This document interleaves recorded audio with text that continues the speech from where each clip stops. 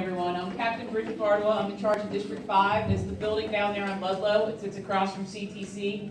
And the area that I'm in charge of encompasses Clifton, UC, and then we have Camp Washington, Northside, Winton Terrace, College Hill, and Mount Airy.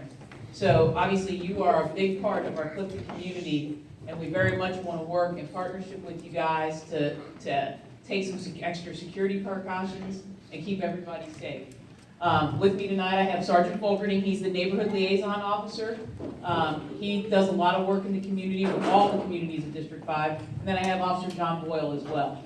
So I'm going to turn the mic over to Sergeant Fulkerting to give some remarks, and then we'll take some questions from there. Fair enough? All right. Okay, obviously this is going to be a partnership. We want to work toward improving the security for you guys and the building. But the number one way that you guys can improve the security, whether you're in Cincinnati, overseas, in another neighborhood, whatever, can anyone, the kids usually get this, the parents don't. Can anyone tell me the best way to improve your security? It's not lights, it's not cameras, it's not security, it's not policemen. Yep, it's awareness. You look out for each other. That is your best defense. I don't care where you are in the world. Know your surroundings. Know the people you're with. If something seems odd to you and you're here every day or every week or 3 times a week, if something seems odd to you or out of place, chances are it's odd and out of place. And you need to delve into that a little bit. You know, I'm not saying confront people and be offensive to them, but hey, sir, I've never seen you here before. How did you get here? What's your business here? Are you practicing your faith here? Are you picking someone up? You know, this is your building. This is where you bring your children, where you teach your family things. Own it. Know the people you're with. Know the people you're sitting by. If you don't know somebody, reach out to them. You might make a new friend. But if something seems out of place to you, if the hairs on the back of your neck raise, or if you're like, no, this doesn't seem right. If it doesn't seem right to you, there's 3 policemen up here and a couple more in the back. And, you know, we might stop in. They might work here periodically throughout the week. But you guys are going to be a better measure of something that's out of place than any of us, even though we've got years of training. We might pick something up, but you guys are going to be the ones that's ultimately maybe call us and say, hey, this car keeps pulling in the parking lot at odd hours, nobody gets out, they kind of watch what's going on, but then they leave or they take photographs or whatever the case may be. In police work, we call that stuff a clue. And develop that, you know, let your administration know what's going on. Like I said, this will be a partnership, but the best way for you to protect yourself isn't a gun, it's not a camera, it's not a light, it's knowing who you're with and what's going on around here. So just keep that in mind. You know, like they were saying earlier, the world has changed. The environment has changed. There's people that want to do all kinds of faiths harm, whether you're Catholic, Muslim, Jewish, whatever. There are people that just don't like certain groups for whatever reason. Keep that in mind, you know. You don't have to be like confrontational to a point where you're offensive, but hey sir, can I talk to you for a second? I've never seen you here before. Are you new here? Find out a little information, you know. And accept change. What they're telling you is because of the environment that you're in and the faiths that you're engaged in, whether you're Catholic, Jewish, whatever, you need to accept change because the world has changed. You want to protect your kids. You want to make sure they have a safe place to grow up in. You don't want them to be fearful. And sometimes, you know, and a lot of times I know with the police and me in general, people don't want to change. And, you know, you've been doing this for 30 years with the door open, and this is how we do it. And we don't have this, or we don't have cameras here. You know, that's great that you've been able to do that for that long, but things are changing. And wouldn't it be nice if something happened and you actually have working cameras to identify who did what? Wouldn't that be great? You know, some people look at that as, infringing on their privacy. I look at it as, I got nothing to hide. I'm fine being on camera, and I hope everyone else is too. Because I don't want someone to come here and do harm to any one of my friends that I sit by every day, every week, whatever. My children, their children. So be a guardian of your own building, be a guardian of your own friends and your own family. So with that, we'll open it up to questions if anyone's got questions. Yes. Oh, no, wait, you said you used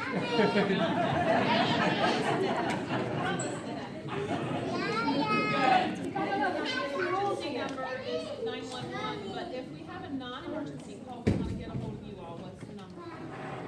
765-1212, or you can call 569-8500, and that's the desk in District 5.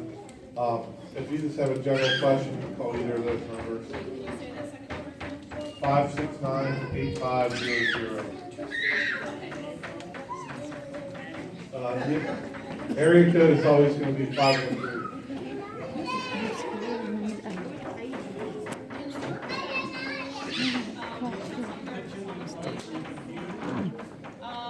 We always ask people when they are the victim of a hate crime or a hate incident, first of all, call the police, and second of all, to call us to report it so that we have those statistics that you was talking about. And I feel like there's a lot of hesitation on a lot of people's parts to call the police. I don't want to make a big deal out of it, or I don't want to go through all the hassle of reporting and blah, blah, blah. I wondered if maybe you might be able to help everybody understand a little bit, like if something happens, you know, whether we're down at Kroger's or whatever, somebody accosts us and assaults us or something like that, and we want to call the police and report it. What's the process that you go through in reporting a crime like that? Well, the process, if you're the victim of a crime, the process to report it is basically call 911 as soon as it happens. And a car will respond and investigate and do the proper report. And they'll ask questions and do interviews to determine if it's a regular assault or if it's a hate type crime, if there were racial slurs or something directed directly at you during the course of whatever offense occurs, that could rise to the level of a hate crime. But that officer, the proper way to report that and have a report made is to call 911. I mean, Yeah, but I was talking about what you were saying about interviewing the process, not just the phone call, but the, you know. Yeah, they'll do a preliminary investigation, the beat officers will, and they'll do a report, and then a detective will be assigned to follow up and then follow through on that. It won't be immediate. They won't, I mean, it could be immediate, but in all likelihood, it won't be immediate, and it'll take an investigation. Generally, it's not solved in an hour like CSI Miami or anything like that. It takes us a little time. So,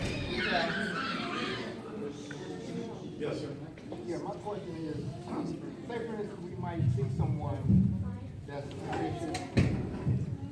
Say for instance, we might see someone that's suspicious and we approach them and they become hostile and aggressive, you know, and they want to try to, you know, start hitting us or pushing us or whatever. Do we have the authority or the right, like, to become aggressive toward them as well, or? Yeah. Okay. First of all, if you are going to confront somebody, watch them for a little bit before you confront them. See if, when you're watching them, see if you think that maybe they're drug dependent or, you know, mental issues. Look and see if they're giving danger signs that they could be violent. And some of those are like, first of all, keep your distance. Like, if I'm going to confront you, I'm not going to walk right up into your personal space. I'm going to stay about this far away. Sir, never seen you here before. How are you doing today? Start a dialogue. Try to assess. Policemen are constantly assessing threat levels. Like, is this person a threat to me? Are they a yes or no person? If I tell them to do something, are they going to say yes or are they going to say no? But to answer your question, if someone attacks you, you have the right to defend yourself. So yes, you can defend yourself. Yes, sir.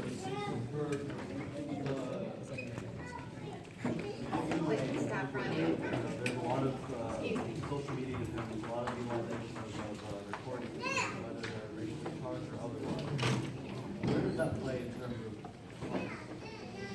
Well, actually, the Cincinnati Police Department is moving to carrying body cameras out in the field. And the way it will relate to you, whether it's a cell phone video, a body camera video, an aerial video, a video that comes from cameras you guys installed, it's part of the investigation. So, you know, if there's audio and you're assaulted and someone's calling you a racial slur or something like that, that'll be part of the investigation. Really, the cameras are just an investigative tool for us. They can prove or disprove allegations all the time, but, I mean, like, you're right, in the age of social media, with all the cameras out there, everybody in this room who's carrying a smartphone is carrying a camera right now. 20 years ago, you'd be lucky if you got a picture or a video of anything. Now we have people showing up at the police station all the time like, I got a video of this guy getting hit in the face. And they have, so it makes our job a lot easier, quite frankly, to investigate. Anybody have another question? Yes, sir. Yeah. So one big thing right now, people have concerns like in this environment, or specifically in a building as such, whether it's Jewish, Catholic, so church, synagogue, mosque, to be able to put on like educational seminars for potentially like a concealed carry or for self-defense or things like that. And so back in the day, it could be construed as like, hey, what are they doing? What would be, is that something now that you would look at as okay for us to be able to do just for, you know, people's knowledge and edification? Yeah, I certainly would think that would be okay, and this is why. You guys are very, very important members of this community. This community supports you, the police support you. Why would your right to assemble and learn self-defense or carry a firearm be any different than anyone else? You have the same right to do anything, educate yourself, defend yourself as everyone else. So I don't know why you would be hesitant at all to hold those kind of classes, seminars, or anything here. Anybody else have anything? All right, Captain, anything you want to add? We appreciate you guys having us out tonight, and we're available if you would like us to come back for a follow-up meeting or to do something with, I know you have Saturday school for the kids. We could potentially maybe bring some vehicles, let them play with the lights and siren. Maybe if the fire guys aren't busy saving the world, they'll bring their fire truck over and let the kids climb around that. So that's something we could potentially organize for a future date if that's something you guys are interested in. But we are very interested in working in partnership with you guys and growing that partnership. So thank you for having us here tonight. We really appreciate it. Thank you.